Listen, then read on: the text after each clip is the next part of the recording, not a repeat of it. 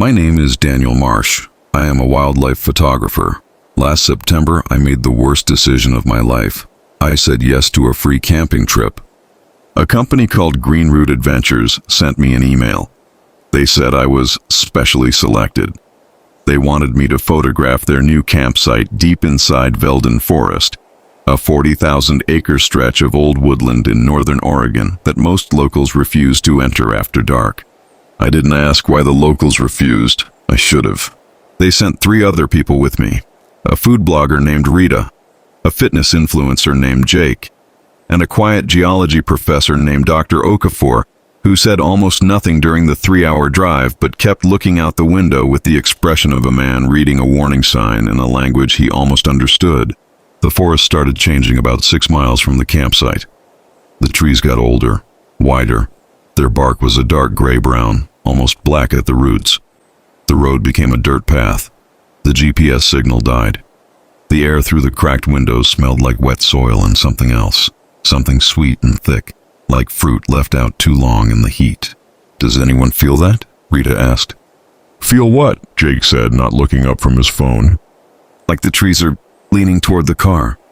Jake laughed. Dr. Okafor did not. We reached the campsite at 4 p.m. It was a wide clearing, perfectly circular, surrounded by those massive black-rooted trees. 5 tents were already set up. A fire pit sat in the exact center. No company representative was there to meet us. Just a laminated note on a wooden post that said, "Welcome. Do not leave the clearing after sunset. Do not respond to sounds from the tree line.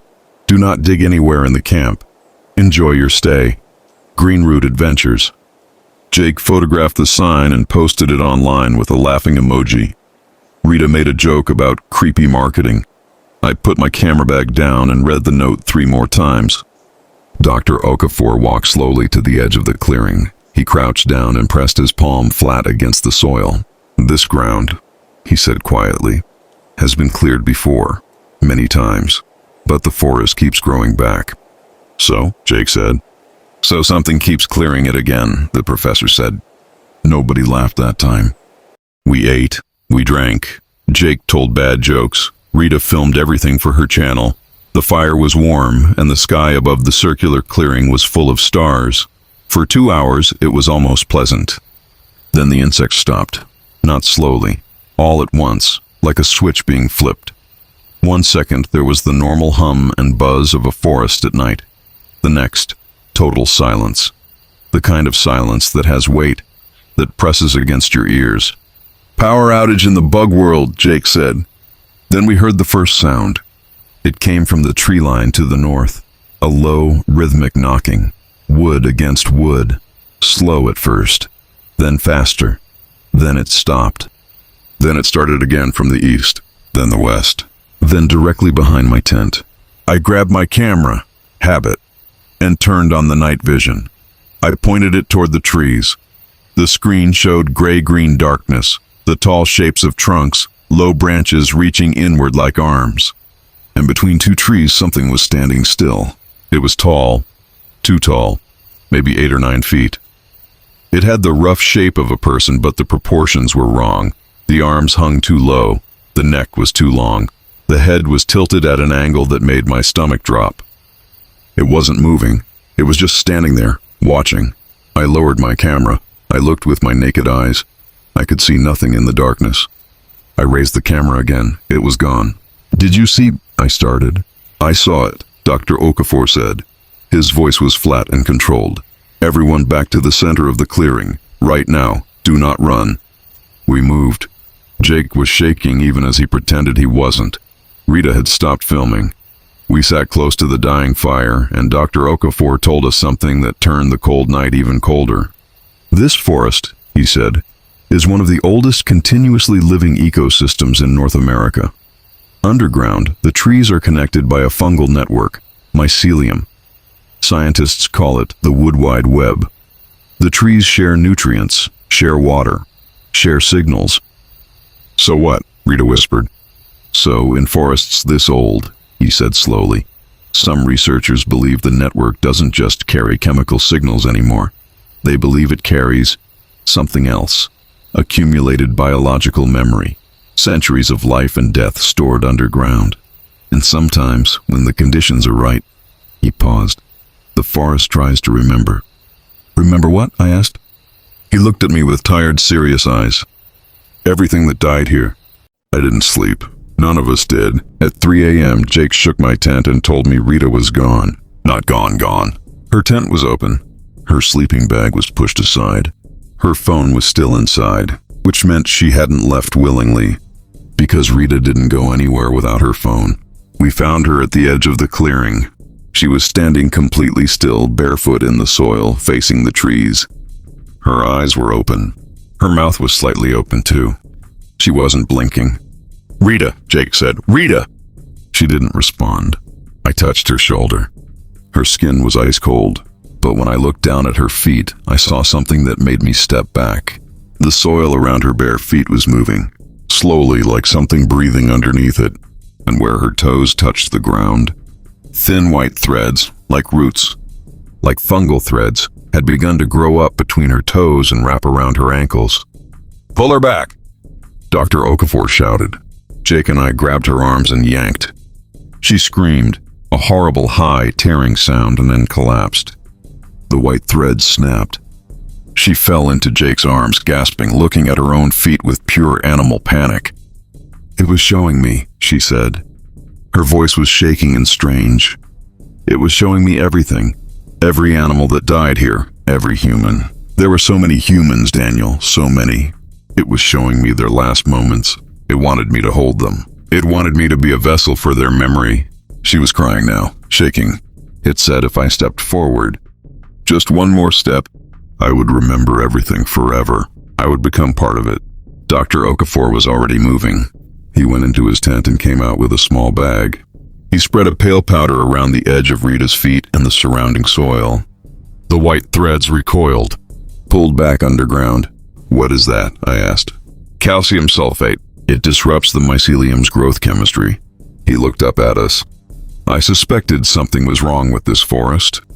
"I've read reports. 3 other camping groups came here in the last 5 years. All had similar experiences." "What happened to them?" Jake said. The professor paused a moment too long. 2 groups left before dawn. They were fine. "And the third?" He picked up his bag.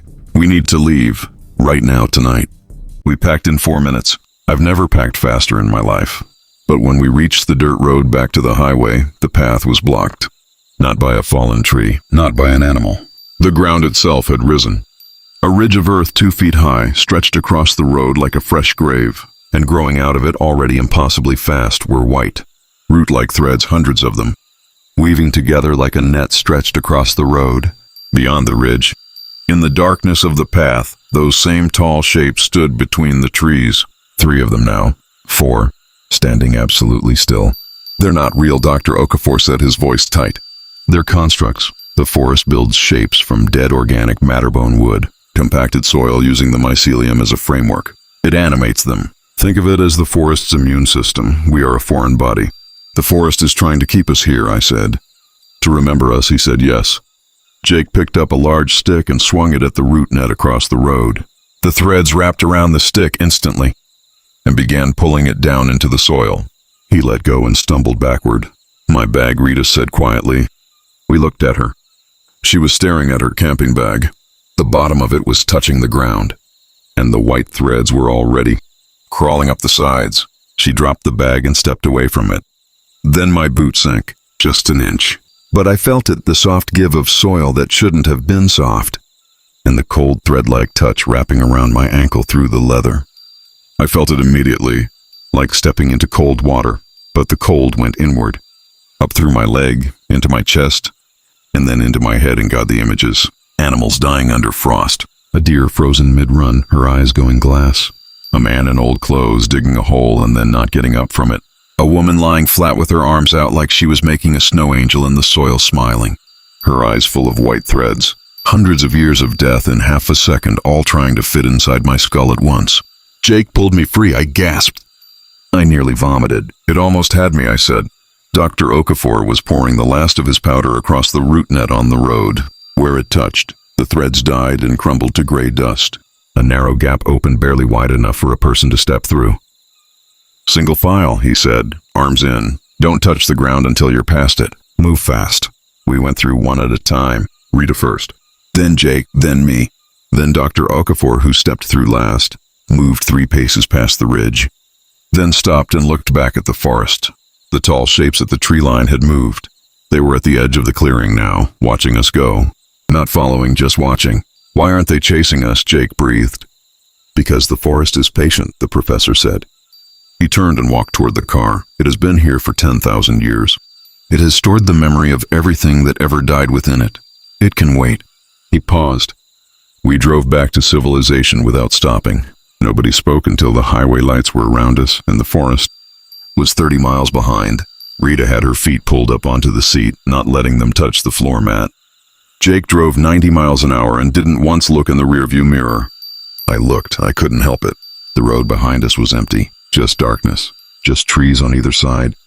Getting smaller, getting less ancient. Becoming the normal kind of forest again. Green Root Adventures' website was down by the next morning. Their email address bounced. The phone number was disconnected. I reported the campsite to the county sheriff's office. They sent someone to investigate. The responding officer called me 4 days later. His voice had something in it I couldn't name. "We found the campsite," he said. "The clearing you described. 5 tents still set up, fire pit in the center." "And," I said, "no signs of any company. No signs of anything unusual." He paused. "Except the soil." "What about it?" "It was..." Another pause. "The forensics team said it tested positive for large quantities of organic human matter. Old, very old. The ground out there. It's full of people, Mr. Marsh. Going back centuries. We don't know how many." I thanked him and hung up. That night I lay in bed and looked at my right foot. The foot Jake had pulled free from the soil. On the inside of my ankle there was a faint white mark, like a thin scar, or like the ghost of a thread that had touched my skin and left a trace of itself behind. When I pressed my fingers against it, I saw flashes. Quick, dark images. A face I didn't know. Hands in cold dirt. Eyes going still. I pulled my fingers away. I told myself it would fade. It hasn't. The forest doesn't hunt you. It doesn't chase you. It simply waits for you to stand still long enough. And in your stillness, it begins to remember. The question is, what happens when you start to remember back? Subscribe, turn on notifications, and maybe stay off the trail after dark.